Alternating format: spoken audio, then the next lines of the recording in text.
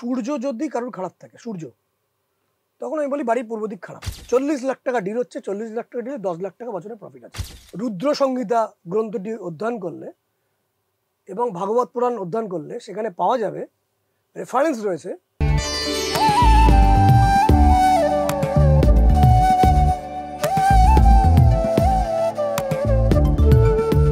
অধিকাংশ সময় চেম্বারে বলুন বা আমি অনলাইনে যখন লোক দেখি, ওই কিছু কিছু খারাপ সময়টা আমি একদম চুপ হয়ে যাই।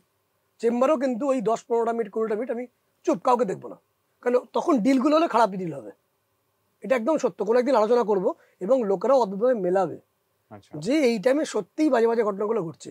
এই টাইমটা অতিক্রম করে সেই লোকটা যখন অন্যদিন দেখা করলো, তখন কিন্তু কোনো গন্ডগোল তৈরি হলো না। এবং ওই খারাপ সময়ে এমন ইউনিভার্সাল একটা কসমিক এনার্জি তৈরি হয় যে দুজনের কথোপকথনে দুজনের কেউ না কেউ ভুল করবে, হয়তো আমিও কিছু ভুল করে দেবো ওই সময়। ফলে আমি 90% সময় চেষ্টা করি ওই খারাপ সময়টাকে অতিবাহিত করতে। আমি অনলাইন চললেও ওই সময়টা কোনো কারোর সাথে কথা বলি না, চেম্বারও ওই একটা টাইম বাদ দিই, টাইম চলে কিছুক্ষণ। এবার অন্যদের তো সেই সুযোগ নেই, তার জন্য আমি অনেক রকম ক্রিয়া, যেটা নিয়ম বলি যে পুণ্য, কীর্তি, ধ্যান, যজ্ঞ, নাম, স্নান, দ্রব্য, যন্ত্র, ঔষধি, অনেক কিছু নিয়ম আছে। তো সেইগুলো হচ্ছে আসল। কাস্টমারদের কথা বললেন, বিভিন্ন প্রকারভেদ বললেন, কিন্তু ধরুন কেউ বিজনেস করছে, তার বিজনেসের মধ্যে সমস্যা রয়েছে, প্রত্যেকেরই সমস্যা থাকে, কিন্তু জনে জনে তো আপনি আর বলতে পারছেন না। যদি সবার জন্য একটা কিছু রেমেডি বা অ্যাজ ইন রেমেডিটা হয় না, কিন্তু কিছু উপায় হয়। হ্যাঁ হ্যাঁ হ্যাঁ, সবার জন্য যদি বলি, তার জন্য সেখানে এমনি অর্থগত সেরূপ কোনো খরচা নেই, কিন্তু কিছু কিছু ব্লেসিংস আছে, যে ব্লেসিংসগুলো যদি নিতে পারে মানুষ, সেখানে কিন্তু সে উপকার পাবে। যেমন ধরুন, সূর্য যদি কারোর খারাপ থাকে, সূর্য, তখন আমি বলি বাড়ির পূর্ব দিক খারাপ। বাড়ির পূর্ব দিকে টয়লেট বা যে কোনো বাস্তুদোষ, বাড়ির পূর্ব দিকে ওয়াশিং মেশিন, কিছু স্টোরেজ, নোংরা কিছু উঁচু হয়ে আছে, ক্লকওয়াইজ সিঁড়ি, এগুলো পূর্ব দিকে ড্যামেজ করে। যে কোনো বিজনেসম্যান যদি পূর্ব দিকটা ড্যামেজ হয়, তখন মহাজনের সাথে প্রবলেম হয়। কীরকম? ধরো রাখুন আপনার একজন কাছে, যিনি আর কি বিজনেস করছেন, তার কাছে একটা 20,000টা স্যাম্পেলের অর্ডার এসছে। সে অর্ডারটা দেবে বলে প্ল্যান করছে। মহাজনের কাছে যখন সে ফোন করে জিনিসটা চাইছে, সে হয়তো 20,000 জায়গায় পাচ্ছে হয়তো 1,000, তাহলে 19,000টা অর্ডার তো হচ্ছে না। ফলে যদি 20,000 জায়গায় যদি 12,000, 14,000, 15,000 হতো, ম্যানেজ করা যেত। যে 20,000 ডিমান্ড করছে, একসাথে বাল্কে নেবে, ধরা যাক একটা পেন, তার কস্ট প্রাইস 3 টাকা, তার কাছে আসছে মহাজন প্রফিট দিয়ে আসছে 5 টাকা, সে 5 টাকাকে 8 টাকায় বেচবে, তাহলে 8 × 20,000, তাহলে 1,60,000 টাকা। কিন্তু 20,000 বিক্রি হলে তবে তো, 1,000টা হলে তো হচ্ছে না, মহাজন বলবে মাল নেই, এই প্রবলেম তৈরি হবে। দ্বিতীয়ত হচ্ছে, এটা একটা সূর্যের প্রবলেম, তখন তাকে সূর্যকে ঠিক করতে হবে। এবার সাধারণ মানুষকে সূর্যকে ঠিক করার জন্য সবচেয়ে বেস্ট কাজ করেছে রত্ন। রত্নের তো লক্ষ লক্ষ টাকা দাম, যদি ভালো কোয়ালিটির নিতে হয়, যেটা কার্যকরী, সম্ভব না। তার পরিবর্তে কি আমি কিছু বলার চেষ্টা করব। এবার ধরুন চন্দ্র খারাপ হলে যে কোনো বিজনেসম্যান সামান্য কোনো ত্রুটি হলে অ্যাংজাইটিতে চলে আসবে। মানে সে এটা প্রার্থনা করে সকালবেলা ঘুম থেকে উঠে, যেন আমার কাছে যেন কোনো ব্যাড নিউজ না আসে। বিজনেস করলে ব্যাড নিউজ আসবে, কিছু কাস্টমার ডিস্টার্ব করবে, মিথ্যাচার করবে, কিছু ভাঙবে, কিছু নষ্ট করবে, এটা স্বাভাবিক। আমি কোনো একটা জায়গায় বেড়াতে গেছিলাম, যার নামটা বলছি না, সেখানে আমি যাই প্রায় মাঝে মধ্যেই যাই। তো সেখানে আমি বললাম কি আমাকে ওটা সই করালে না, বলছে ওটা আপনার জন্য নয়। তো সই করানো যেটা, সেটা হচ্ছে সেই বড় যে নামি যে হোটেলটি, সেখানে সই করানো হয় যে সেই যে রুমের মধ্যে কি কি আইটেমস আছে, সেইগুলো আছে, ইনট্যাক্ট আছে, তাকে সই করানো হয়। সই করানো না, না ওটা আপনার জন্য না। তাহলে ওকে করালে কেন? বলে আমি চিনি না, জানি না, এটা করাও কেন? বলছে এই রুমের মধ্যে আজ থেকে 2-2.5 বছর আগে আমাদেরকে সেটা ভরপাই করতে হয়েছে। আমাদের যিনি মানে ছিলেন, যিনি মালিক, তিনি সেটা ভরপাই করেননি।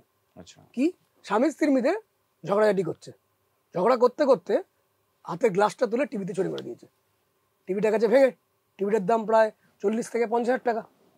এবং এমনভাবে ঝগড়া করতে করতে বেরিয়েছে, তারা ভাড়াও দেয়নি, মানে প্ল্যান্ড। আচ্ছা, এরা কিন্তু চিপ কাস্টমার। তার জন্য আগে থেকে লেখা, আগে থেকে আটকে দেওয়া, আগে থেকে বিচারগুলো করা, আগে থেকে অ্যাডভান্স নেওয়া, তারা কিন্তু প্ল্যানটা চেঞ্জ করেছে। তো চন্দ্র খারাপ থাকলে এই সমস্ত অ্যাটাকগুলো আসে। প্রতিদিনই কিছু না কিছু হয়েছে তার বিজনেস ক্ষেত্রে। একজন বিজনেসম্যান হয়তো বাইকে করে 4টে বিজনেস ক্ষেত্রে ঘুরছে বা গাড়ি করে ঘুরছে, প্রত্যেক জায়গায় সে ঢুমাচ্ছে কি মার্কেট কেমন, আজকে বাজার কেমন, খোঁজ করছে। তার তো হাজার কাজ আছে, কিছু না কিছু বাজে খবর। চন্দ্র মানেই নর্থ ওয়েস্ট, বাড়ির নর্থ ওয়েস্টে নিঃসন্দেহে কোনো বাস্তু আছে। মঙ্গল হচ্ছে কম্পিটিটার, ইনার কনফিডেন্স। যখনই মঙ্গল খারাপ থাকে তখন কম্পিটিটাররা তাকে ডিস্টার্ব করবে। কিরকম? কম্পিটিটাররা যিনি বিজনেস করছেন তার কম্পিটিটাররা তার যে স্টাফ তাকে ভাঙাবে। প্রত্যেক বিজনেসে কিছু গুডউইল থাকে, কিছু গুপ্ত সূত্র থাকে, কিছু কিছু কন্ট্যাক্টস থাকে, সেগুলোকে ভাঙাবে। মঙ্গল খারাপ থাকলে ঘটবে। বাড়ির দক্ষিণ দিকে দোষ থাকলেই ঘটনা ঘটবে। বুধ হচ্ছে যে কোনো মার্কেটিং স্কিল, কমিউনিকেশন স্কিল, যে কোনো ডিলিংয়ে একটা হ্যাপি এন্ডিং। একটা ধরুন সারা বছরের দেখা গেলো 40 লাখ টাকার একটা বড় ডিল হচ্ছে, সেই ডিল করার জন্য কোনো একজন মার্কেটিং ম্যানেজার 3 দিন 4 দিন 5 দিন 6 দিন যাচ্ছে গিয়ে ডিলটা পূরণ করছে। 40 লাখ টাকা ডিল হচ্ছে, 40 লাখ টাকা ডিলে 10 লাখ টাকা বছরে প্রফিট আছে। সেই প্রফিটটা আনার জন্য কি কি তাকে স্যাক্রিফাইস করতে হচ্ছে, আদৌ কি প্রফিট আসছে, এটার জন্য কিন্তু বুধ দায়ী। দেখা গেল 40 লাখ টাকা ডিল করার জন্য দেখা গেল প্রফিটের থেকে সারা বছর দেখা গেল হয়তো 30,000 টাকা প্রফিট আসছে, সে তো স্যালারি খেয়ে নেবে, তাহলে সেটা কিন্তু পারফেক্ট ডিল হলো না। এরকম মানুষ আছেন যারা বিজনেস করেন, সারাদিন কাজ করছে, বলছে যে আমার সময় নেই, কথা বলার সময় নেই, এত এত কাজ। এটা তো প্ল্যান নয় কোনো। দ্বিতীয় থাকে যে সারাদিন কাজ করছে কিন্তু ব্যাংকে অ্যাকাউন্টে ক্যাশ নেই, খালি ইধার আসছে ইধার চলে যাচ্ছে। আবার এক ধরনের আছে যে সারাদিন ফাঁকা, ক্যাশও নেই। আর এক ধরনের থাকে কিছু কথা বলার টাইম আছে, রেস্টের টাইম আছে, আনন্দের টাইম আছে, ক্যাশও আছে। এইটার কথাই বলছিলাম। এটার জন্য বুধ দায়ী। বুধ ভালো থাকলে এসব কটাই ঘটবে, বুধ খারাপ থাকলে সব ঘটবে। বাড়ির উত্তর দিক এবং হরোস্কোপের বুধ যেখানে বসে আছে সে যদি কোনো খারাপ প্ল্যানেটের অ্যাসপেক্টে না থাকে, কনজাংশন না থাকে, সে সমস্ত কিছু ব্যালেন্স করে চলবে। বৃহস্পতি হচ্ছে গুডউইল, ভেরি ইম্পর্টেন্ট। গুডউইলের জোরেই কোনো একটা 500 টাকা তৈরির কোনো একটা পাঞ্জাবি 5,000 টাকা বিক্রি হয়, বা ব্র্যান্ডের জোরে। অনেকেই দেখবেন দামি জামা কাপড় পরেন, সেই দামি জামা কাপড় হয়তো দেখা গেল টোটালটা তৈরি করতে হয়তো লেগেছে 200 টাকা, বিক্রি হচ্ছে 4,000। ব্র্যান্ড ভ্যালু, তাই তো হয়। Brand value. এটা হচ্ছে জুপিটার ছাড়া কিন্তু আপনি ওপরে সেই প্রচুর দামে বিক্রি করতে পারবেন না, বা লোকে বিশ্বাস করবে না দামটা। বিশ্বাস করবে না তো বডি প্লাস দেবে না, দেবো না। কিন্তু এই যে দামের ভ্যালিটা হচ্ছে কেন, তার সঙ্গে সঙ্গে কাস্টমার সার্ভিস আছে, তার সঙ্গে সঙ্গে সেই প্রোডাক্টটাকে সে দীর্ঘ 3 বছর 4 বছর উইদাউট এনি ডিফিকাল্টিস সে চালাচ্ছে। প্লাস সেই ফোনটা নিয়ে, সেই ফোনটাকে হাতে রেখে সে এমন কিছু ফিল করছে যে সামনেওয়ালা ব্যক্তি তাকে সম্মান দিচ্ছে। তবে না সে 50,000 মোবাইল কিনছে বা 1.5 লাখ টাকা মোবাইল কিনছে। এটা তাই জুপিটার ভালো না থাকলে আপনার কেউ মর্যাদা দেবে না, বা আপনার যাই কিছু হোক না কেন। এবার আসছে ভেনাস হচ্ছে যে কোনো ভাবে হোক, যে কোনো কাস্টমারকে, যতই চিপ কাস্টমার আসুক না কেন, আসবে। জানলা যখন খুলবেন আপনি যতই ওই তারের জাল দিন, চাকনি দিলেও ঢুকবে। যখন সময় খারাপ থাকবে, গ্রহ নক্ষত্র খারাপ থাকবে, ওই একটা চিপ কাস্টমার আপনাকে পাগল করে দেবে। আপনি দেখবেন অনেক সময় ফেসবুকে অনেক সময় আসে যে অনেক সময় দেখায় যে আমরা দেখি যে সব গন্ডগোল ফন্ডগোল হচ্ছে, কে ভালো কে ঠিক আমি জানি না, কিন্তু গন্ডগোল তো হয় গ্রহ নক্ষত্র খারাপ থাকলে। তো অসুবিধাগুলো কি কারণে হচ্ছে সেটা আমার জানার নয়, কেন আসছে সেটাকে পুঙ্খানুপুঙ্খভাবে যাচ করে না আসে। এর জন্য 3টে পার্ট আছে, আগের দিনও বলেছিলাম। একটা লেবার পার্ট, মানে আপনাকে হার্ডওয়ার্ক করতে হবে ওটাকে বন্ধ করার জন্য। 2 নম্বর হচ্ছে প্ল্যানিং পার্ট, আর 3 হচ্ছে স্পিরিচুয়াল পার্ট। লেবার পার্টের মধ্যে সত্যি কোনো গন্ডগোল যাতে কাস্টমার না করে তার জন্য যাবতীয় সার্ভিস দিতে হবে, ইউ হ্যাভ টু গিভ। কিন্তু কাস্টমার কিছু থাকে, চিপ কাস্টমার, কিছু ক্ষেত্রে ডিফিকাল্ট কাস্টমার, তারা সার্ভিস দিয়েও বলবে আমি স্যাটিসফাইড নই। যারা বিজনেস করেন তারা জানেন। এটাও তো ঠিক যে আমি নিজে যদি ভালো না হয় তাহলে তো আমার খারাপ হবেই না, সেটা ফিরেও আসে। আপনি বলেছেন হ্যাঁ, ডেফিনেটলি প্রকৃতি কিছু নেয় না, রিটার্ন করে। কিন্তু আমি এটাও বলছি অনেক সময় ভগবান অর্থ দিয়ে তাকে বড় করার জন্য, তার কোমর সিট দ্বারা শক্ত করার জন্য ডিফিকাল্ট কাস্টমার দেবে, তাকে আরো বড় একটা বিগ জাম্প করার জন্য এটা দেয়। ভগবান একটা পরীক্ষা নেয়, ইচ্ছা করে নেয়।